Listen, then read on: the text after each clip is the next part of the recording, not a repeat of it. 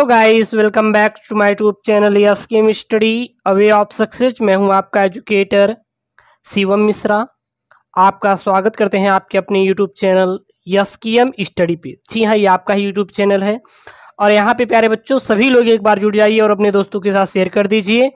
और आपके लिए मैं चैप्टर 4 क्लास 12th बायोलॉजी क्या चैप्टर नंबर 4 लेके आया हूँ मेरे प्यारे बच्चों, और पूरा कंप्लीट हैंड रिटेन नोट्स के साथ। जी हाँ, हैंड रिटेन नोट्स के साथ है प्यारे बच्चों।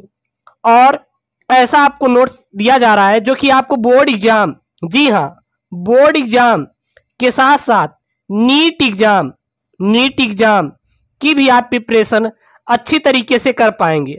और ये नोट्स जो है आपको मेरे टेलीग्राम चैनल एसकेएम स्टडी पे जाइए, उसको सब्सक्राइब करिए। वहां पे आपको जो प्रश्न बनते हैं, नोट्स जो होते हैं कुछ सैंपल में, वो आपको मिल जाएंगे। नोट्स की पूरी जानकारी आपको फ्री ऑफ कॉस्ट जो भी रहते हैं आपको वो हमारे Telegram channel official SKM study पर मिलेंगे, जिसपे 4K सब्सक्राइब हैं, लगभग 3.9K। तो जाके सब्सक्राइब कर लीजिए अगर अभी तक नहीं किए हैं तो। और हाँ, पूरा पढ़िए और यहीं से पूरे बोर्ड परीक्षा में आएंगे, इससे बाहर एक भी आने वाला नहीं है। पूरा एनसीईआरटी पैटर्न पर आधारित है क्लास 12 बायोलॉजी चैप्टर 4 का। और यहाँ पे है वो है जनन स्वास्थ्य, बोले तो रिप्रोडक्टिव हेल्थ। और यहां से लगभग आपका 10 से लेके 12 अंक तक आपका सब्जेक्टिव और ऑब्जेक्टिव बन जाता है बोर्ड परीक्षा में। तो इसलिए आपको इसको अच्छे से तैयार करना है और काफी सरल भाषा का यूज करते हुए इसमें आपको मैंने समझाया है। तो जनन स्वास्थ्य होता है, तो ये चैप्टर हो गया आपका रिप्रोडक्टिव हेल्थ, जो कि क्लास 12 बायोलॉजी हिंदी मीडियम वालों के लिए है। तो सबसे पहले जानते हैं ये जनन स्वास्थ्य है क्या, ये जनन स्वास्थ्य होता क्या है। और इसके पहले जो भी वीडियो थे मैंने एक बार इसको वीडियो कंप्लीट कर दिया है, लेकिन हाँ, मेरा काम रहता लेटेस्ट वीडियो, लेटेस्ट जानकारी और अपग्रेडेड वीडियो देने का, और उसमें वैल्यू प्रोवाइड करके देने का, क्योंकि वैल्यूएबल वीडियो ही देंगे ताकि आपका अच्छे से हर चीज क्लियर हो जाए। तो सबसे पहले बात आती है कि ये प्यारे बच्चों जनन स्वास्थ्य होता क्या है, ये जनन स्वास्थ्य है क्या, रिप्रोडक्टिव हेल्थ होता क्या है।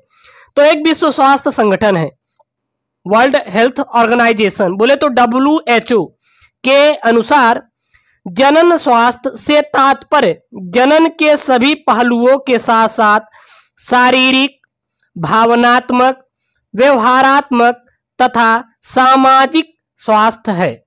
यानी कि जो WHO ये कहता है कि जनन स्वास्थ्य का मतलब ये नहीं कि आप जनन से ही, यानी कि बस केवल बच्चे पैदा करें उससे ही आप बहुत अच्छे फिट हैं, ऐसा कुछ भी नहीं है। आपका शरीर भी फिट होना चाहिए, इसके साथ साथ आपकी भावनाएं, यानी कि आपका भावनाएं कैसी हैं, सही है या फिर नहीं, गलत डायरेक्शन में तो आपका थॉट नहीं है, सोच नहीं है।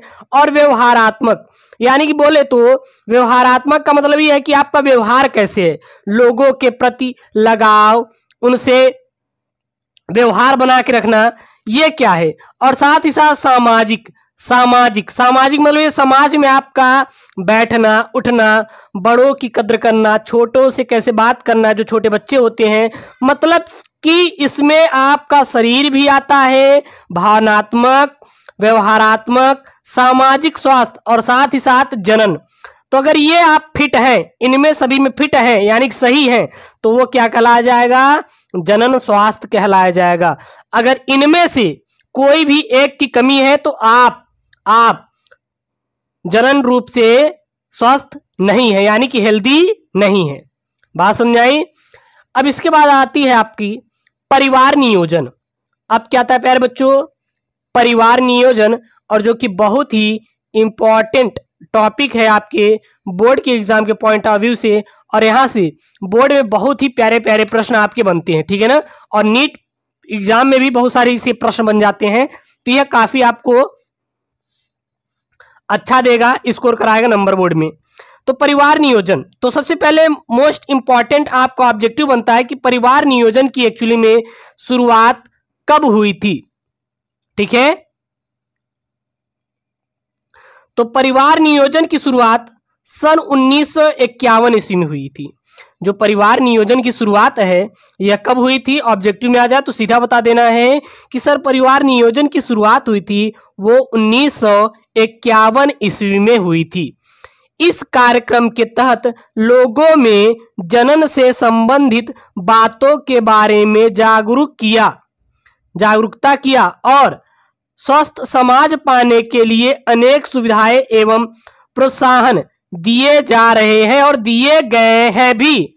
ऐसा नहीं कि वो दिए गए हैं और साथ ही साथ अब भी दिए जा रहे हैं। तो परिवार नियोजन का मतलब ये होता है कि जनन से संबंधित जितना भी है, जनन संबंधित जितने भी पहलुए हैं, उनको क्या होता है कि उन सभी चीजों को लोगों के बताया जाता है, लोगों को सिखाया जाता है, उनके बारे में जागरूक किया जाता है। ठीक है ना। और एक स्वस्थ समाज पाने के लिए अनेक सुविधाएं और प्रोत्साहन भी दिए जा रहे हैं, क्योंकि स्वस्थ समाज तभी बनेगा जब व्यक्ति शारीरिक मानसिक जनन रूप से क्या रहेगा, हेल्दी रहेगा। तो इसको पूरा करने के लिए परिवार नियोजन लाया गया। तो परिवार नियोजन प्यारे बच्चों शुरुआत कब हुई थी, तो सीधा बता देना है कि सन 1951 ईस्वी में सर परिवार नियोजन की शुरुआत हुई थी। अब आता है आपका जनसंख्या विस्फोट। क्या आता है, जनसंख्या विस्फोट। ये होता क्या है? अब जनसंख्या विस्फोट का मतलब आप समझोगे, लगभग की जो भारत की आबादी है वो 125 करोड़ है। आपको पता होगा कि अपने भारत की आबादी कितनी है, वो लगभग प्यारे बच्चों 125 करोड़ है। ठीक है ना। तो हमारे देश की जनसंख्या सन 1981 में लगभग 70 करोड़ थी। जो हमारी जनसंख्या थी, देश की जनसंख्या कितनी थी, वो थी प्यारे बच्चों हमारा लगभग 70 करोड़ थी। किस सन में? 1981 में। और 2011 में लगभग 121.07 करोड़ हो गई। यानी किसकी? भारत की जनसंख्या 125 करोड़ हुई कि नहीं। विश्व भर में भारत चीन के बाद जनसंख्या में दूसरे स्थान पे है और सबसे ज्यादा जनसंख्या कितनी है? चीन की है। चीन जनसंख्या के मामले में सबसे ज्यादा है, उसके बाद क्या है? भारत है। और 2011 में जो जनगणना हुई थी उसके अनुसार भारत की जनसंख्या कितनी है? वो है 121.07 करोड़ और 1981 में देखा गया तो 70 करोड़ थी। और देखिए अब ये 70 करोड़ से 121 करोड़ हुई कि नहीं, तो यही क्या कहलाता है? जनसंख्या विस्फोट। यानी कि किसी भी देश में किसी भी क्षेत्रफल में रहने वाले लोगों की संख्या में एक साल में कितनी वृद्धि हुई, वही क्या कहलाता है? जनसंख्या विस्फोट कहलाता है। तो विश्व भर में सबसे ज्यादा जनसंख्या के मामले में देश कौन सा है? वो है आपका चीन। और चीन के बाद क्या है? आपका भारत जनसंख्या के मामले में दूसरे स्थान पे है। विश्व की कुल जनसंख्या का लगभग 15.5% भाग भारतीय हैं। यानी कि अगर आप विश्व भर की कुल जनसंख्या मान लीजिए 100% है, यानी कि बोले तो 100 लोग हैं, पूरा कितने हैं? 100 लोग हैं, तो इसमें से जो 15 लोग हैं जनसंख्या के मामले में कौन है? भारतीय हैं। कौन है? भारतीय हैं। तो पहला तो चीन है और दूसरे पे क्या है? भारत है।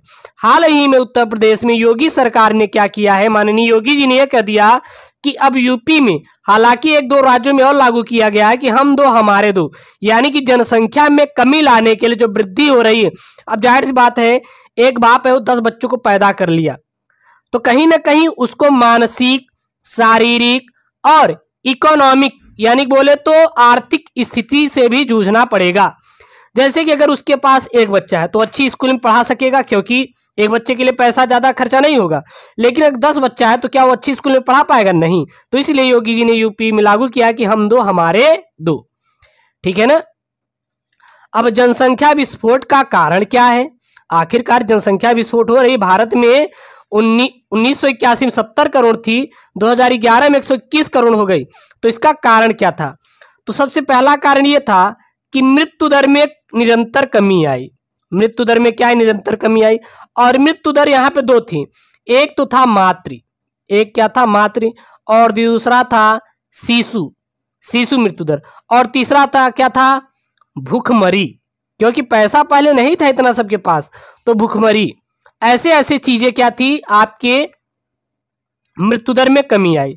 अब जाहिर सी बात है मातृ मृत्यु दर इसलिए क्योंकि अब बहुत सारी ऐसी आप चले जाएंगे, जनन स्वास्थ्य केंद्र खुल गए हैं कि वहां पे जो मातृ होती है, माताओं को अच्छी सुविधाएं मिलती हैं, शिशु का जन्म अच्छे से कराया जाता है, साथ ही साथ टीके उनके प्रोवाइड किए जाते हैं। और अब सरकार ऐसी आ गई जो गरीबों को भूख से ना मरने पाए उनके लिए हर महीने अनाज भी कहीं ना कहीं उनको प्रोवाइड करती है।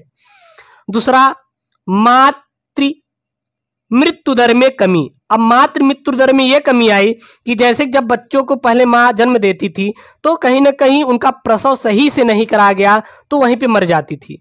और क्या होता था, उनको सही से आहार ना मिल पाना, पोषण ना मिल पाना, ये भी कहीं ना कहीं सबसे ज्यादा मातृ मृत्यु दर की बहुत बड़ी आप कह सकते समस्या थी। लेकिन अब क्या है, आप देखते होंगे कि उनको महीने में पोषण दिया जाता है सरकार के द्वारा, साथ ही साथ टीके और अन्य चीजें भी माताओं को दिया जाता है। अगला है शिशु मृत्यु दर की कमी, यानी कि शिशुओं को हर महीने टीके, उनको कोई रोग ना होने पाए, खसरा अनेक प्रकार की बीमारी से लड़ने के लिए कहीं ना कहीं उनको अच्छे से सुविधाएं दी जा रही है। तो यह भी जनसंख्या विस्फोट का प्रमुख कारण रही। अगला है जनन आयु वाले व्यक्तियों की संख्या में वृद्धि। अब जनन आयु वाले व्यक्तियों की संख्या का मतलब क्या है, देखिए जैसे कि एक व्यक्ति होते हैं, एक व्यक्ति की उम्र है 1 से लेके 18 साल, दूसरे की है 18 से लेके 45 साल, ठीक ना। और 45 के बाद अधिकतर बच्चे पैदा नहीं करते, जाहिर सी बात है। तो अब 18 से जो 45 के हैं, अगर ये ज्यादा बच्चे पैदा करेंगे नहीं, जाहिर सी बात है करेंगे, तो जब इनकी ग्रोथ हो जाएगी, जब इनकी ग्रोथ हो जाएगी तो जाहिर सी बात है बच्चे पैदा करेंगे शादी करके। तो ये भी कहीं ना कहीं जनसंख्या विस्फोट का क्या था, प्रमुख कारण बना है। ओके, चलिए और देखते हैं पॉइंट में। जनसंख्या में तीव्र वृद्धि के कारण मूलभूत आवश्यकताओं का अभाव हो सकता है, जैसे घर, अन्न मतलब क्या होता है, भोजन, क्या होता है, भोजन, और कपड़े आदि। यानी कि यहाँ पे ये बोला है कि अगर जनसंख्या में बहुत तेजी के साथ वृद्धि हुई तो बहुत सारे कारण होंगे। पहला, घर, जैसे कि मान लीजिए एक घर है, इसमें 2 कमरे हैं। अब अगर 2 व्यक्ति हैं तो इस कमरे में आसानी से रह सकते हैं, एक एक कमरा, अगर शादी होगी तो पार्टनर रहेंगे ना। अगर यहीं पे भैया 10 बच्चे हो गए, क्या इनको इन घर में रह पाएंगे, नहीं रह पाएंगे, क्योंकि इस घर की कैपेसिटी है 1 या 2 की। अब 10 कहां से रह पाएंगे, 5-5 रह पाएंगे क्या, नहीं ना। उनकी शादी हो जाएगी तो 20 हो जाएंगे। तो ये सबसे बड़ी समस्या घर की आएगी। और साथ ही अन्न की, मान लीजिए आपके पास 1 किलो चावल है, और 1 किलो चावल जो है वो 2 व्यक्तियों में बांटना है, तो आसानी से आधा किलो में ले लेके खा सकते हैं। अब यही 1 किलो पे 10 लोग आ गए तो क्या अन्न इनको अच्छे से मिल पाएगा, नहीं मिल पाएगा। और कपड़े भी जाहिर सी बात है। तो ये सब जो होता है, अगर जनसंख्या में वृद्धि हुई तो आपका खाना भी कम हो जाएगा, घर भी कहीं ना कहीं कम हो जाएंगे, कपड़े भी कहीं ना कहीं कम हो जाए। तो ये जनसंख्या विस्फोट के प्रमुख कारण है। अब बात आती है जनसंख्या वृद्धि में नियंत्रण कैसे ले आएंगे, इसके उपाय क्या क्या हैं। अगर मान लीजिए जनसंख्या विस्फोट हो रहा है तो होने दीजिए, लेकिन इसको सर नियंत्रित कैसे करेंगे, इसके क्या उपाय हैं इसको नियंत्रित करने के, ठीक है ना। तो पहला है यहाँ पे, जनसंख्या नियंत्रण का सर्वाधिक प्रभावी तरीका था गर्भ निरोधकों का प्रचार प्रसार। यानी कि जब तक गर्भ निरोधक, क्योंकि जाहिर सी बात है अगर आप संबंध बनाएंगे, अगर आपको पता नहीं है कि गर्भ को धारण करने से कैसे रोका जा सके, आप संबंध बना के खाली हो जाए, पता लगा पत्नी प्रेग्नेंट हो गई, हाँ, तो जब ऐसा था, उनको समझ नहीं थी, तो कहीं ना कहीं जनसंख्या तो वृद्धि होगी ना। आप बच्चे को तो मार नहीं सकते, अगर कोई गर्भधारण हो गया क्या उसको मार डालें क्या उनके बच्चे को, नहीं ना। तो ये भी कहीं ना कहीं सबसे बड़ा मुद्दा था पहले। लेकिन उसके बाद क्या किया गया, गर्भ निरोधक जितने भी थे प्रचार किया गया कि आप ये यूज करेंगे तो आप गर्भधारण नहीं कर पाएंगे।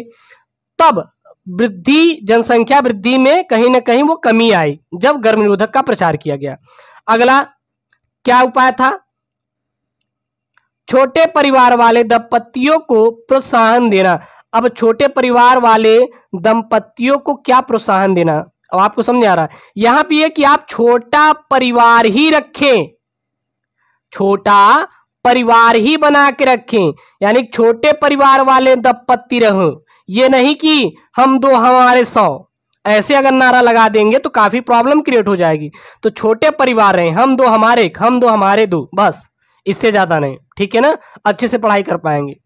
तो इसको क्या करना, ज़्यादा से ज़्यादा प्रोत्साहित करना या प्रोत्साहन देना छोटे परिवार वाले दंपतियों के लिए। अगला है विवाह की वैधानिक आयु स्त्री के लिए 18 वर्ष तथा पुरुष के लिए 21 वर्ष सुनिश्चित किया गया। यानी कि पहले जो था विवाह, पता होगा आपको कि भैया 9 वर्ष की रहती थी लड़का लड़की तभी करा देती थी, और 9 वर्ष की है भैया, अब आपको पता होगा कि रिप्रोडक्शन कर करके 9 वर्ष में ही बच्चा पैदा शुरू कर दिए। अब जब बच्चा पैदा शुरू कर दिए, कहीं ना कहीं 18 से 9 वर्ष के बीच में ढेर सारे दे देंगे ना, हाँ बच्चे उनके ढेर सारे हो जाएंगे। तो अगर 18 साल के बाद हुई तो जाहिर सी बात है 40 साल तक मैक्सिमम, तो कहीं ना कहीं कम रहेगा। तो इसलिए जो उम्र थी यानी कि बाल विवाह को समाप्त करके उसको कितना कर दिया गया प्यारे बच्चों, 18 वर्ष कर दिया गया। किसके लिए, स्त्री के लिए, यानी कि बोले तो महिलाओं के लिए, लड़कियों के लिए। और पुरुषों के लिए क्या किया गया, 21 वर्ष तक सुनिश्चित किया गया। बातें समझ में आई? यस या नो कमेंट कीजिए, क्योंकि मजे से आपको पढ़ना है, मजे से पढ़ना है, तभी आपको कोई चीज समझ में आएगा। किसी चीज में देखिए ज्यादा उसमें आपको दिमाग नहीं खराब करना, इंजॉय करते हुए पढ़िए, आपको कोई प्रॉब्लम नहीं होगी, ठीक है ना। टेंशन फ्री रहिए यार, बोर्ड में अच्छे नंबर आएंगे, भरोसा कीजिए आएंगे। मैं ये नहीं करता आप मेरे ही चैनल से पढ़िए, हर चैनल से पढ़िए, लेकिन हाँ आप जो जानकारी रखें वो एक्यूरेटेड रखें, अच्छी रखें तो ज्यादा बेटर रहेगा। हमारा काम है नोट्स पे पढ़ाना, तो मैं नोट्स पे पढ़ाना ज्यादा आप लोग पसंद करते तो मैं उसी अकॉर्डिंग दूंगा। अगर आप कहेंगे सर फेस ले आइए तो मैं आपको फेस वीडियो दूंगा, कोई प्रॉब्लम नहीं है मुझे। चलिए अब आती है गर्भ निरोधक, क्योंकि यहाँ पे एक चीज बात आई थी, यहाँ पे आई थी जनसंख्या नियंत्रण का सर्वाधिक प्रभावी तरीका था कि गर्भ निरोधक का प्रचार किया जाए। अब गर्भ निरोधक में होते क्या क्या है, तो एक आदर्श गर्भ निरोधक के लिए निम्नलिखित गुण होना चाहिए। अब कौन कौन सा, पहले जो गर्भ निरोधक हो वो आसानी से उपलब्ध होना चाहिए। बाकी तो आप इतने समझदार हैं 18 साल की कि आपको समझ आ रही होगी बातें सभी। तो जो गर्भ निरोधक हो ये बहुत ही आसानी से मार्केट में मिल जाए, आप खरीदने जाए तो तुरंत आपको मिल जाए, ठीक है ना। और यह पूर्ण रूप पेड़ कारगर होना चाहिए। ऐसा नहीं अगर आप गर्भ निरोधक का यूज कर रहे हैं तो उसका कोई रिस्पॉन्स ही नहीं मिल रहा है। अगर आप सरदर्द की दवा खा रहे हैं, अगर आपका सरदर्द सही नहीं हो रहा है तो क्या मतलब है उस दवा को खाने से, मतलब है क्या, नहीं ना, उसको फेंकिए हटाइए। तो इसी प्रकार से है कि जो गर्भ निरोधक यूज करें वो पूर्ण रूप से क्या होना चाहिए, आपका कारगर होना चाहिए, यानी कि सक्षम होना चाहिए कि वो गर्भ धारण होने से रोक सके। बात समझ आई? तीसरा क्या है यहाँ पे, तीसरा यह है कि यह प्रयोग में सहज सरल होना चाहिए, ऐसा नहीं कि बहुत कठिनाई होना चाहिए। अब बात वही आई कि अगर जिसको साइकिल या साइकिल भी होता है, साइकिल एक है और एक है पैदल चलना, तो सबसे ज्यादा अगर देखा जाए तो थोड़ी दूर जाना है तो साइकिल से जाने से अच्छा है कि पैदल चले जाएं, आसानी होगी। तो इसी प्रकार अगर गर्भ निरोधक है तो वो सहज और सरल उपयोगी होना चाहिए। अगर ज्यादा टफ होगा तो थोड़ी ना कोई इंतजार करेगा, नहीं प्रयोग करेगा ना, सिंपल सी बात है, समझने वाली चीज है, पॉइंट वाली। चलिए अगला है इसका कोई दुष्प्रभाव नहीं होना चाहिए। अरे भैया जब आपका कोई बॉडी ही डैमेज हो जाएगा तो क्या आप कोई चीज प्रयोग करेंगे क्या, नहीं ना, नहीं प्रयोग करेंगे ना। तो फिर जब नहीं प्रयोग करेंगे तो भैया काहे के लिए हम उसको यूज करेंगे, तो इसका कोई दुष्प्रभाव नहीं होना चाहिए, बल्कि इसका सही आपको रिस्पॉन्स मिलना चाहिए। मजा आ रही नहीं पढ़ने में? चलिए अगला है यह उपयोगकर्ता का यौन क्रिया में बाधक नहीं होना चाहिए। अगर मान लो आप कोई कार्य कर रहे हैं, मान लीजिए आप कोई कार्य कर रहे हैं, अगर उसमें वो बाधक बन रहा है तो आपको यूज करेंगे क्या, नहीं ना, सिंपल सी बात है। चलिए अगला है यहाँ पे गर्भ निरोधकों के प्रकार। अब प्यारे बच्चों यहाँ पे देखेंगे कि गर्भ निरोधक कितने प्रकार के होते हैं। तो पहला होती है इसकी प्राकृतिक विधियां होती है, यानी कि नेचुरल प्रोसेस होती है, और नेचुरल प्रोसेस में कई प्रकार की होती हैं।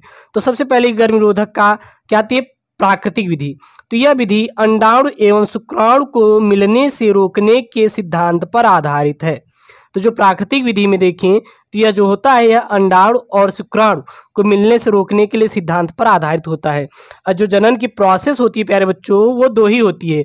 अगर अंडाणु और शुक्राणु मिले तो जाहिर सी बात है एक युग्मनज बन जाएगा। क्या बन जाएगा, एक युग्मनज तैयार हो जाएगा। और जब युग्मनज तैयार होगा तो जाहिर सी बात है वो कहीं ना कहीं भ्रूण बन जाएगा, और भ्रूण से क्या बनेगा, परिपक्व के बच्चे बन जाएंगे, ठीक है ना। तो इसकी कई सारे प्रोसेस होती हैं। दूसरी प्यारे बच्चों ये है कि इसकी प्राकृतिक में दो विधियां हैं। पहली क्या है, आवधिक संयम, और दूसरा है स्तनपान अनावर्त। ठीक है ना। तो आवधिक संयम मतलब इसमें एक दंपति मासिक चक्र के 10वें से 17वें दिन के बीच मैथुन नहीं करते। यानी कि जब मासिक चक्र के अगर 10वें से 17वें दिन के बीच अगर रिप्रोडक्शन का कार्य कर रहे हैं तो जाहिर सी बात है प्रेग्नेंट हो जाएगी। ठीक है ना। और इस दौरान गर्भधारण के बहुत अधिक अवसर होते हैं। अगर इस दौरान अगर आप जनन की प्रोसेस करेंगे तो जाहिर सी बात है गर्भधारण का बहुत ही ज्यादा खतरा मंडराता रहेगा आपके ऊपर। ठीक है। चलिए दूसरा यहाँ पे स्तनपान अनार्तर, यानी कि प्रसव पश्चात माँ जब तक शिशु को स्तनपान कराती है या कराती रहती है तब तक ऋतुस्राव चक्र तथा अंडोत्सर्ग आरंभ नहीं होता। देखिए जैसे कि अगर किसी को बच्चा है, अगर वो बच्चा स्तनपान कर रहा है तो जाहिर सी बात है जो स्त्री है उसका ना तो ऋतुस्राव चक्र आएगा और न ही उसमें से अंडोत्सर्ग प्रारंभ होगा। तो ये इसमें कोई आपको समस्या नहीं आएगी। और यह विधि लगभग बच्चे के जन्म होने के 6 महीने तक ही कारगर मानी जाती है। और किसके बाद, प्रसव के बाद। ठीक है ना। तो ये कुछ पॉइंट वाली चीजें हैं जो कि आपके नीट एग्जाम में यहाँ से पूछा जाएगी। तो यहाँ पे नीट एग्जाम के लिए 2-3 मैं आपको पॉइंट बता दूं। पहला क्या है कि प्राकृतिक विधि में अंडाणु और शुक्राणु मिलने के रोकने के सिद्धांत पर आधारित होता है। पॉइंट वाली चीज है, आपके बोर्ड में भी ऑब्जेक्टिव बन जाएगा। दूसरा पॉइंट वाली चीज है कि कोई भी गर्भधारण कब करता है तो वो मासिक चक्र के 10वें से 17वें दिन के बीच। ठीक है ना। और तीसरा पॉइंट वाली चीज है कि कब अंडोत्सर्ग और ऋतुस्राव चक्र नहीं आता तो जब तक जो शिशु है वो स्तनपान करता रहता है। और यह कब तक कारगर होती है, 6 माह तक। क्योंकि यहाँ पे हम हर एक चीज पॉइंट में इंपॉर्टेंट पॉइंट के तरीके समझेंगे। अगर आप इंपॉर्टेंट पॉइंट तरीकों समझोगे तो प्यारे बच्चों आपको अच्छे समझ में आएगा। इस बात की गारंटी है एसकेएम स्टडी आपसे लेता है। हालांकि मैं आपको कहीं ना कहीं कोई दिक्कत हो जाती है, कोई अगर कमी आ रही है तो इसके लिए माफ़ी चाहते हैं, लेकिन हमारा एक ही होता है कि प्यारे बच्चों आपको अच्छे से प्रोवाइड करना। तो यार एक लाइक तो बनता है, प्लीज़ एक लाइक कर दीजिएगा ना, कमेंट जरूर कीजिएगा। अगर पढ़ने में मज़ा आ रहा है तो आप कमेंट जरूर कीजिए। चलिए बाकी मैं PDF आपको भेज दूंगा टेलीग्राम पर, ले लीजिएगा। अगली है रासायनिक विधियाँ, यानी कि आपकी रासायनिक विधियों में देखें क्या क्या है। तो पहली आती है वर्तिका विधि, दूसरा है जेली एवं क्रीम विधि, और तीसरा है शुक्राणुनाशक। और ये ज़्यादा इतना नहीं आता इसलिए मैंने इसको नहीं ले रहा हूँ, बस इतना जानिए कि ये 2 विधियाँ होती हैं। ठीक है ना। वर्तिका विधि, जेली एवं क्रीम विधि, शुक्राणुनाशक, और ये शुक्राणुनाशक रसायन है। ठीक है ना।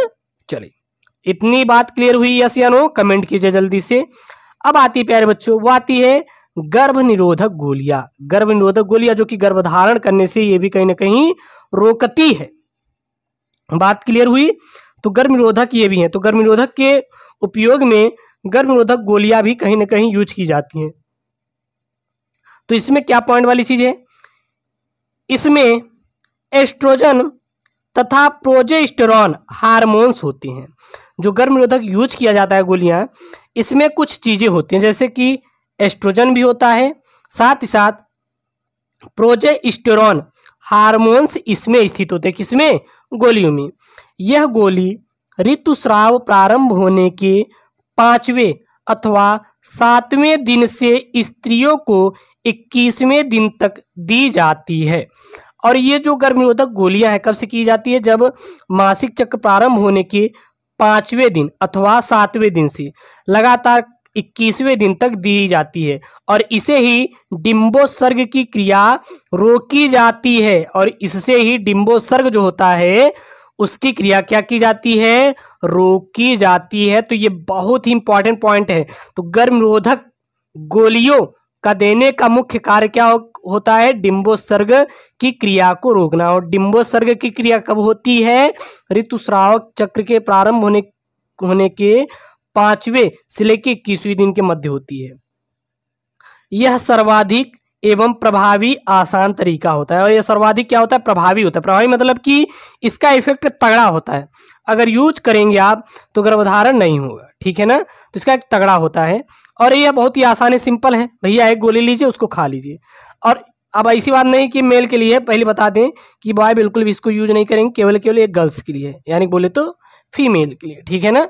हाँ, याद रखना। अगला है मालाडी सबसे अधिक प्रयोग की जाने वाली गर्भ निरोधक गोलियां हैं। तो ये इंपॉर्टेंट पॉइंट में याद रखना। अगर मान लीजिए नीट या बोर्ड में आ जाए तो आपको सीधा बता देना, जो मालाडी उपयोग की जाती है, किसके लिए की जाती है। माला की ये नहीं मतलब है कि आप माला का मतलब फूल उल होता है ना, लेकिन वो नहीं, मालाडी ये क्या है, गोली है प्यारे बच्चों। और ये कहाँ यूज की जाती है टैबलेट, ये गर्भ निरोधक गोलियों के रूप में की जाती है। तीसरी, सहेली नामक गर्भ निरोधक गोली सप्ताह में एक बार ली जाती है। और जो यहाँ पे सहेली एक गोली होती है, ये गर्भ निरोधक गोली सप्ताह में केवल एक ही बार ली जाती है। सहेली गर्भ निरोधक पिल मतलब गोली यहाँ पे लिया है, सेलेक्टिव एस्ट्रोजन रिसेप्टर मॉड्यूलेटर के रूप में कार्य करती है। इसका रासायनिक नाम और मेलोक्सिफेन होता है। इसका रासायनिक नाम क्या होता है, और मेलोक्सिफेन होता है। पॉइंट क्लियर हुआ प्यारे बच्चों। चलिए अगला है शल्य क्रियात्मक विधियां, क्योंकि बहुत सारे हैं गर्भ निरोधक धारण करने की विधियों को रोकना। पहला क्या है इसमें, शल्य क्रियात्मक विधियां। इसे ही बंध्यकरण भी कहा जाता है। इसे क्या कहा जाता है, शल्य क्रियात्मक विधियों को ही बंध्यकरण भी कहते हैं। इसमें अस्थायी रूप से गर्भधारण प्रक्रिया को रोका जा सकता है। और इसमें अगर देखें तो अस्थायी रूप से, अस्थायी मतलब एकदम हमेशा के लिए, लाइफ टाइम गर्भधारण की प्रक्रिया क्या कर देंगे, रोक देंगे, कोई दिक्कत नहीं होगी, ठीक है ना। इसमें हमेशा के लिए एकदम फ्री हो जाएंगे। बंध्यकरण प्रक्रिया को पुरुषों में शुक्रवाहक उच्छेदन तथा महिलाओं के लिए डिंबवाहिनी नलिका उच्छेदन कहा जाता है। अगर बंध्यकरण की प्रक्रिया देखें तो एक होता है ट्यूबेक्टॉमी, एक होता है वैक्सेक्टॉमी। तो जो वैक्सेक्टॉमी होता है वह आपका प्यारे बच्चों किसमें होता है, पुरुषों में होता है, और जो ट्यूबेक्टॉमी होता है वो महिलाओं में होता है। ये चीज आप यहीं से क्लियर कर लीजिए, क्योंकि कहीं ना कहीं आपके लिए इंपॉर्टेंट है, ट्यूबेक्टॉमी और वैक्सेक्टॉमी। तो वैक्सेक्टॉमी किससे होता है, पुरुषों संबंधित होता है, और ट्यूबेक्टॉमी महिलाओं से संबंधित होता है। बंध्यकरण प्रक्रिया पुरुषों में क्या कहते हैं, शुक्रवाहक उच्छेदन, और महिलाओं में क्या कहते हैं, डिंबवाहिनी नलिका उच्छेदन विधि कहा जाता है। अब आता है प्यारे बच्चों आपका सगर्भता का चिकित्सीय समापन। अगला जो आता है वो आता है आपका प्यारे बच्चों सगर्भता का चिकित्सीय समापन। चलिए तो इस पॉइंट को प्यारे बच्चों अच्छे से क्लियर करते हैं। आपका गर्भावस्था के पूर्ण होने से पहले स्वैच्छिक रूप से गर्भ को समाप्त करना चिकित्सीय सगर्भता समापन यानी कि MTP कहलाता है। MTP का हिंदी नाम पूरा क्या है, चिकित्सीय सगर्भता समापन। बात समझ आ रही है। तो ये चिकित्सीय सगर्भता समापन क्या होता है, तो सीधा आपको बता देना है, चिकित्सीय सगर्भता समापन का प्यारे बच्चों मतलब यही होता है कि गर्भावस्था के पूर्ण होने के बाद स्वैच्छिक रूप से गर्भ को समाप्त करना, यानी कि जो महिलाएं चाहें तो अपने गर्भ को वो क्या कर सकती हैं, समाप्त भी कर सकती हैं, यानी कि वो कभी भी गर्भधारण नहीं करेंगे अगर वो चाहें तो। और इसी को क्या कहते हैं, चिकित्सीय सगर्भता समापन कहते हैं। और चिकित्सीय सगर्भता समापन को ही प्यारे बच्चों MTP भी कहा जाता है। बात क्लियर हुई। अगर आपको कोई भी दिक्कत आ रही है तो आप बिल्कुल कमेंट कीजिए। अच्छा, MTP का पूरा नाम क्या होता है, तो MTP का पूरा नाम होता है मेडिकल टर्मिनेशन ऑफ प्रेगनेंसी। बात समझ आई, क्या है, मेडिकल टर्मिनेशन ऑफ प्रेगनेंसी। इसका पूरा नाम रख दें MTP का, तो याद रखना क्या होता है, मेडिकल टर्मिनेशन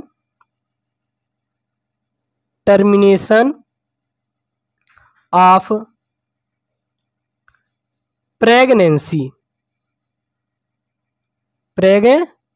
सॉरी गलती हो गया क्या यहाँ पे, PREGNANCY प्रेगनेंसी।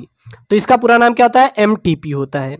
और यह निम्न कारणों से अपनाई जाती है। पहला किस कारण से अपनाया जाता है, अनचाहा गर्भधारण, यानी कि असुरक्षित संभोग अनचाहा गर्भधारण को जन्म देता है, ठीक है ना। तो असुरक्षित, अगर आप रिप्रोडक्शन करेंगे भैया तो जाहिर सी बात है अनचाहा गर्भधारण हो जाएगा। और ये सबसे ज़्यादा आपको खतरा होता है। अगला होता है, आप देखते होंगे जैसे कि बलात्कार होता है, रेप होता है, ये भी कहीं ना कहीं इसमें शामिल है। तो इस कारण पैदा हुई अवांछित सगर्भता को समाप्त करने हेतु इसका उपयोग किया जाता है। किसमें? बलात्कार में, रेप में। सगर्भता की पहली तिमाही में ही प्रेरित गर्भपात को सुरक्षित माना जाता है। तो सगर्भता की पहली तिमाही में अगर देखें, प्रेरित जो गर्भपात होता है उसको सबसे ज़्यादा सुरक्षित माना जाता है। बात क्लियर हुई? अब आता है प्यारे बच्चों बंध्यता। बंध्यता क्या होती है? बंध्यता से तात्पर्य है बच्चा पैदा करने में असमर्थ होना। यानी कि बहुत सारी महिलाएं होती हैं या पुरुष भी होते हैं जो कि बच्चा पैदा नहीं कर, अब बच्चा पैदा तो महिला ही करती, जब तक आपको पता होगा शुक्राणु, किसी में मेल का शुक्राणु जब तक वो ग्रोथ नहीं होगा, वो लायक नहीं होगा, तब तक कहाँ पे रिप्रोडक्शन की क्रिया होगी? नहीं होगी ना, सिंपल सी बात है। तो बंध्यता का मतलब ये होता है बच्चा पैदा करने में असमर्थ होना। असमर्थ मतलब कि वो बच्चा पैदा नहीं कर पा रहे, सीधी सी बात है। और इसके अनेक कारण हो सकते हैं। पहला कारण क्या हो सकता है? शारीरिक विकार के कारण। पता लगा शरीर में आपके कुछ कमी है, अब बहुत सारी कमी है, जैसे कि मान लीजिए पेन है। अब पेन भैया कब चलेगी? जब इसकी निब रहेगी तभी तो लिख पाएंगे, जब इसमें इंक रहेगा तभी तो लिख पाएंगे ना। तो यही मान लीजिए शारीरिक कमी कारण। जन्मजात विकार कारण, जन्मजात में से कुछ उसमें ऐसे अंग हैं जो कि है ही नहीं है, हाँ, तो ये भी कहीं ना कहीं दिक्कत हो जाएगी। प्रतिरक्षात्मक तथा मनोवैज्ञानिक भी हो सकता है, या फिर प्रतिरक्षात्मक साथ ही साथ मनोवैज्ञानिक किसी प्रकार का हो सकता है। इनमें से कुछ विकारों का निदान करके दंपतियों को बच्चा पैदा करने में मदद दी जा सकती है।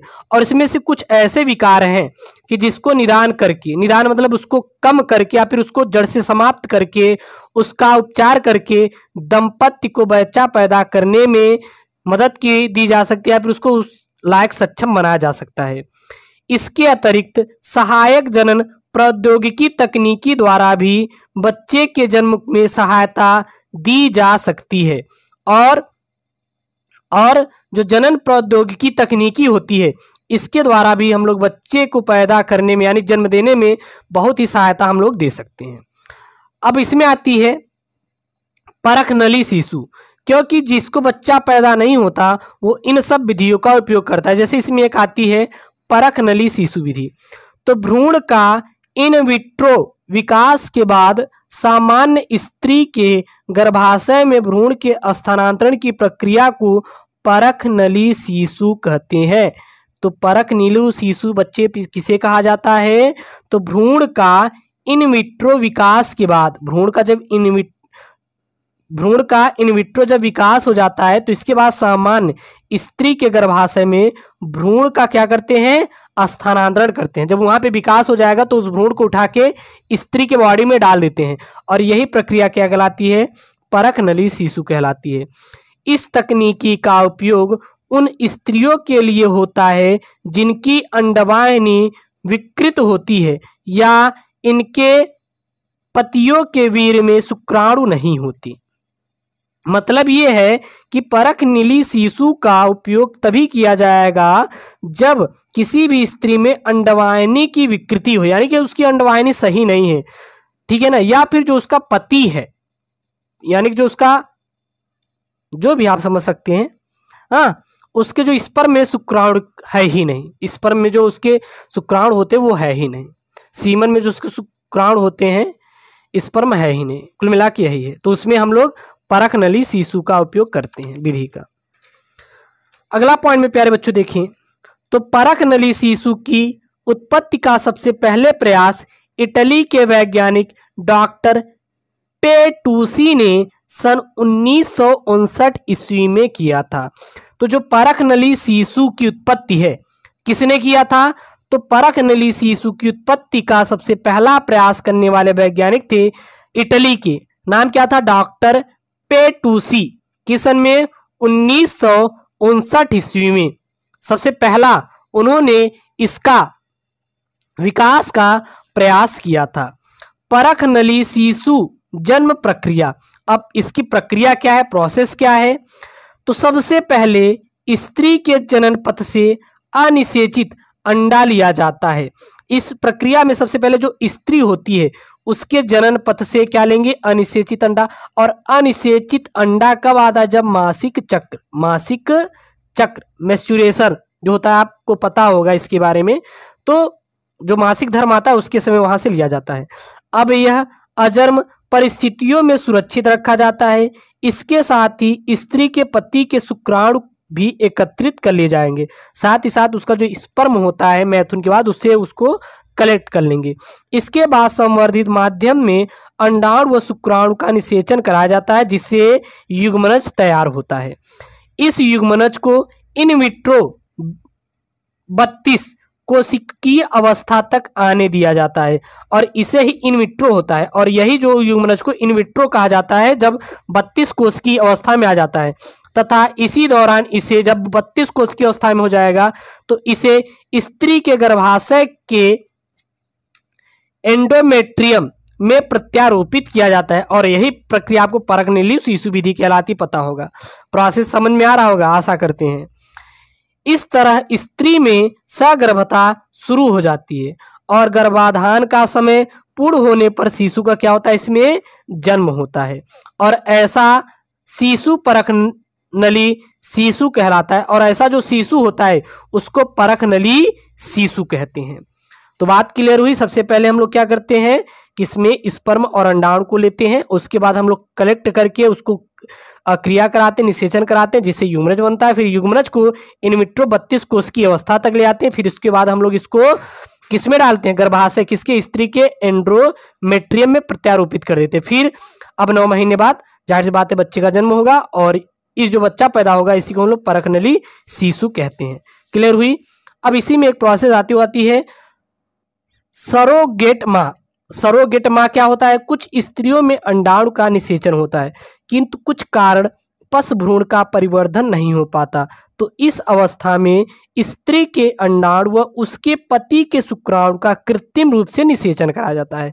यानी कि बहुत ऐसा होता है कि उसमें वो निषेचन क्रिया होती नहीं, तो इस अवस्था में क्या होता है, किसी भी स्त्री का अंडाणु लेते हैं और उसके पति का जो स्पर्म होता है उसको लेते हैं और इसको हम लोग कृत्रिम आर्टिफिशियल तरीके से क्या करते हैं, फर्टिलाइज करते हैं, तथा भ्रूण को 32 कोष की अवस्था, भ्रूण को 32 कोष की अवस्था यानी बोले तो इन विट्रो क्लियर नहीं हो पा रहा है, सॉरी, इसके लिए माफी चाहते हैं, तो थोड़ी मिस्टेक हो गई, चलो कोई बात नहीं, ठीक ना। 32 कोष की अवस्था में किसी दूसरी इच्छुक स्त्री के गर्भाशय में प्रत्यारोपित किया जाता है। मतलब समझिए, किसी स्त्री का अंडाणु अलग लेंगे, पति का शुक्राणु अलग लेंगे और इन दोनों को लेके किसी अलग स्त्री के क्या करते हैं, गर्भ में हम लोग डाल देते हैं, गर्भाशय में रोपित कर दिया जाता है। और इस स्त्री को क्या कहते हैं, सरोगेट माँ, क्योंकि यह जो स्त्री है यह गर्भधारण नहीं कर सकती क्योंकि इसकी गर्भाशय की जो स्थिति है वो सही नहीं है, तो इसका हम लोग अंडाणु ले लेंगे और इसके पति का शुक्राणु ले लेंगे। अब ये स्त्री कहेगी कि बहन जी आप मेरा ये बच्चा आप पेट में रख लीजिए, तो जब वो 32 कोष की अवस्था में आ जाता है तो उसको उठा के किसी अन्य स्त्री के गर्भाशय में रोपित कर देते हैं और इसी स्त्री को क्या बोल देते हैं प्यारे बच्चों, सरोगेट माँ कहते हैं। और यह भ्रूण के विकसित हो जाने के बाद उसे जन्म देती है और फिर वो अपना बच्चा ले लेती है। कौन, ये पहली वाली स्त्री कलेक्ट कर लेती है। बस बात समझ में आई। अब आता है IVF भ्रूण स्थानांतरण के प्रकार। IVF भ्रूण स्थानांतरण के प्रकार, और यह निम्नलिखित प्रकार का होता है। पहला क्या होता है, युग्मनज का अंतः फैलोपियन स्थानांतरण। तो युग्मनज का अंतः फैलोपियन स्थानांतरण क्या कहलाता है, इसमें भ्रूण या युग्मनज को 8 ब्लास्टोमियर्स अवस्था में स्त्री के फैलोपियन नलिका में स्थानांतरित करते हैं। तो पहली जो होती है इसमें युग्मनज का अंतः फैलोपियन स्थानांतरण, तो इसमें क्या होता है, जो भ्रूण या युग्मनज को 8 ब्लास्टोमियर्स अवस्था में ही स्त्री के फैलोपियन जो नलिका होती है उसमें क्या करते हैं, स्थानांतरित कर देते हैं। और दूसरी जो होती है अंतः गर्भाशय स्थानांतरण, तो इसमें भ्रूण को 32 कोष की अवस्था में स्त्री के गर्भाशय में स्थानांतरित किया जाता है। तो ये दोनों आप बात को क्लियर कर लीजिए, ठीक है। अब आता है आपका युग्मनज अंतः फैलोपियन स्थानांतरण, यानी कि गैमेट इंट्रा फैलोपियन ट्रांसफर, जिसको बोलते हैं जिफ्ट। क्या बोला जाता है इसको शॉर्ट भाषा में जिफ्ट का नाम दिया जाता है। इस विधि का प्रयोग महिलाओं में किया जाता है। जो जिफ्ट विधि का प्रयोग किसमें करते हैं? महिलाओं में किया जाता है। हिंदी में क्या होता है? युग्मनज अंतः फैलोपियन स्थानांतरण, बोले तो गैमेट इंट्रा फैलोपियन ट्रांसफर। तो इस विधि का उपयोग किसमें करते हैं? महिलाओं में किया जाता है। जब स्त्री के गर्भाशय का झालर अंडाणुओं को पकड़ने में समर्थ नहीं होता तो इसमें लेप्रोस्कोप की मदद से फैलोपियन नलिका के एप्यूला में धुले हुए शुक्राणु व परिपक्व अंडाणु को स्थानांतरित करते हैं और निषेचन व विदलन फैलोपियन नलिका में ही होता है। तो जो झालर होता है स्त्रियों में वो अगर अंडाणु को नहीं पकड़ पाता, जब असमर्थ होता है, तो उसमें हम लोग जिफ्ट का उपयोग करते हैं। इसमें क्या होता है? इसमें जो एप्यूला होता है उसमें धुले हुए शुक्राणु लेते हैं और अंडाणु होते हैं और उसको हम लोग क्या करते हैं? परिपक्व अंडाणु को स्थानांतरित करा देते हैं। ठीक है। अगला आता है कृत्रिम गर्भाधान। तो इस विधि का उपयोग ऐसे पुरुषों के लिए किया जाता है जिनके वीर्य में शुक्राणु की संख्या की कमी होती है, यानी कि हमेशा हमेशा मेल में होता है। जो कृत्रिम गर्भाधान होता है मेल में होता है और जिसमें वीर्य में शुक्राणु की क्या होती है? कमी होती है। और ऐसे पुरुषों को वीर्य को सांद्रित करके स्त्री के विजाइना में प्रविष्ट कराते हैं और इसे अंतः गर्भाशय या वीर्य निषेचन या वीर्य सेचन भी कहते हैं। ठीक है ना। अब आता है आपका उल्बवेधन। तो उल्बवेधन क्या होता है? भ्रूण की अनुवांशिक स्थिति, भ्रूण के लिंग व अन्य विकारों की जांच करना उल्बवेधन कहलाता है। और ये पॉइंट वाली चीज है, कभी कभी ये पूछ लेता है आपके बोर्ड एग्जाम में कि उल्बवेधन क्या होता है, तो सीधा बता देना है भ्रूण के अनुवांशिकी स्थिति, यानी कि उनकी अनुवांशिकी स्थिति सही है कि नहीं, भ्रूण का लिंग क्या है एवं अन्य विकारों का जांच करना ही उल्बवेधन प्यारे बच्चों कहलाता है। ठीक है। भ्रूण के चारों तरफ एमनियोटिक द्रव होता है और इसमें भ्रूण की कोशिकाएं क्या होती है? बहुत ही बिखरी होती है। उल्बवेधन का महत्व क्या क्या है? तो पहला है लिंग निर्धारण में। तो एमनियोटिक द्रव में भ्रूण की कोशिकाओं को अभिरंजित करके इसकी बार बॉडी की जांच करते हैं। यदि बार बॉडी 2x गुणसूत्र युक्त है तो भ्रूण क्या होगी? मादा होगी। अगर 2x गुणसूत्र नहीं है तो भ्रूण क्या होगी? मादा नहीं होगी, बल्कि क्या होगी? वो नर होगी। तो लिंग निर्धारण यानी किसी प्रकार से जांच किया जाता है। कहते हैं ना कि जाके जांच करा के आए कि वो लड़का है या लड़की, तो ये गलत बात है। कहीं ना कहीं ये सरकार ने इस पर भी रोक लगा रखी है। अब आता है जन्मजात रोग। तो भ्रूण की कोशिकाओं का, अब जन्मजात रोग के लिए किसके उल्बवेधन विधि का उपयोग करते हैं? जन्मजात रोग का पता लगाने के लिए। तो भ्रूण की कोशिकाओं का कैरियोटाइपिक अध्ययन द्वारा गुणसूत्री विकास जैसे डाउन सिंड्रोम, टर्नर सिंड्रोम आदि को निर्धारित करते हैं। अब आता है उल्बवेधन विधि के दुरुपयोग। मैंने बोला ना कि सरकार ने इस पर कहीं ना कहीं रोक भी लगा रखी है, तो वर्तमान समय में इसका दुरुपयोग भी हो रहा है। माताएं मादा भ्रूण के सामान्य रहने पर भी गर्भपात करा लेती हैं। अगर भ्रूण सामान्य है तब भी वो क्या करा लेती है? गर्भपात, यानी कि बच्चे को मार डालते हैं। क्यों? क्योंकि वो एक्चुअली में जो भ्रूण होता है वो क्या होती है? कोई गर्ल होती है, लड़की होती है। क्या लड़की को मारना सही है क्या? बिल्कुल भी गलत है, बिल्कुल भी गलत है। क्योंकि जननी समान होती है, माताएं की समान भ्रूण होती हैं। क्योंकि जो माँ है वो भी तो कहीं ना कहीं लड़की थी। अगर जाहिर सी बात है लड़का ही पैदा करोगे तो उनको कौन पैदा करेगा? बच्चे को जन्म तो लड़की ही एक देती है। खाना बनाने का, घर संभालने का जो सबसे बेहतरीन होता है वो लड़कियों के पास ही होता है, और जब उनको ही जीने का अधिकार नहीं है तो ये तो बहुत ही गलत है। इसका विरोध करना चाहिए कहीं ना कहीं, और जो ये ऐसा कर रहा है उसके ऊपर कानून भी सख्त रहे और उसके लिए ठोस कदम उठाए ताकि इसको रोका जा सके। अतः भारत सरकार ने 1994 में प्रीनेटल डायग्नोस्टिक तकनीकी एक्ट लागू किया। एक्ट का उल्लंघन करने पर 50,000 का जुर्माना व 2 वर्ष की जेल हो सकती है। अगर उल्बवेधन विधि का आप उपयोग करें, देखें कि जो भ्रूण है वो कोई लड़की है, अब आप क्या करा लिए? गर्भपात करा लिए, तो वो कहीं ना कहीं आप अगर चपेट में आ गए तो सरकार आपको ठोक डालेगी। यानी कहीं ना कहीं आप पे 50,000 का जुर्माना ठोकेगी, साथ ही साथ 2 साल की सजा देके जेल में धक्का मार देगी। आप वहीं पे चक्की आटा पीसते पड़े रहेंगे। अब आता है यौन संचारित रोग। क्या आता है प्यारे बच्चों? यौन संचारित रोग। तो ऐसे संक्रमण या रोग जो मैथुन द्वारा संचारित होते हैं यौन संचारित रोग या जनन मार्ग संक्रमण कहलाते हैं। तो यौन संचारित रोग क्या होते हैं प्यारे बच्चों? इसकी डिफिनेशन क्या होती है? तो प्यारी सी डिफिनेशन सीधा बता देना, ऐसा संक्रमण रोग जो मैथुन द्वारा संचारित होती है यौन संचारित रोग या जनन मार्ग संक्रमण कहलाता है। और कुछ यौन संचारित रोग निम्नलिखित हैं। पहला क्या होता है? जैसे कि जीवाणु जनित यौन संचारित रोग, और दूसरा होता है विषाणु जनित यौन संचारित रोग। तो सबसे पहले प्यारे बच्चों देखेंगे जीवाणु जनित यौन संचारित रोग। तो इसमें आता है पहले क्लेमाइडियोसिस। क्लेमाइडियोसिस तो यह सबसे अधिक होने वाला रोग है। इसका जीवाणु क्लेमाइडिया ट्रोकोमेटिस कहलाता है। इसका जो जीवाणु होता है उसको हम लोग क्या कहते हैं? क्लेमाइडिया ट्रोकोमेटिस कहलाता है। अगला आता है सुजाक। तो जीवाणु का नाम क्या होता है? नाइसेरिया गोनोरिया। इस रोग का प्रमुख लक्षण यूरोजेनेटिल पथ की श्लेष्म कला में जलन होना सुजाक रोग का सबसे अच्छा कहीं ना कहीं आपको उदाहरण हो सकता है कि अगर आपके श्लेष्म कला में जलन हो रही है, जो यूरोजेटिल पथ है, यूरोजेनिटल पथ है, उसकी श्लेष्म कला में अगर जलन हो रही तो यह सुजात रोग का क्या सबसे बड़ा रहने के कारण है। अगला है विषाणु जनित यौन संचारी रोग। तो इसमें आता है पहला एड्स। एड्स क्या होता है? HIV। तो इसका जो रोग कारक होता है वो HIV का पूरा नाम क्या है? Human immuno deficiency virus. तो एड्स किसके कारण होता है? वो HIV के कारण होता है, और HIV का पूरा नाम क्या होता है? Human immuno deficiency virus. तो एड्स रेट्रोवायरस या HTLV नामक विषाणु से होता है। इस रोग का उद्भवन काल 9 से 30 माह है, और इस रोग का जो उद्भवन काल होता है वो 9 से 30 माह है। अगर ये किसी को हो गया तो मरना निश्चित है, ये निश्चित है तो मर जाएगा। दवा का यूज करके थोड़ा आपको जीने का कुछ वर्ष बढ़ जाएगा, लेकिन मरेगा जरूर, गारंटी है। ये अनचाहा अगर आप जैसे कि करते हैं ना, बहुत सारे मेल से आप संबंध बनाते फीमेल से, तो कहीं ना कहीं ये आपको रोग हो जाएगा। तो इसके लक्षण क्या है?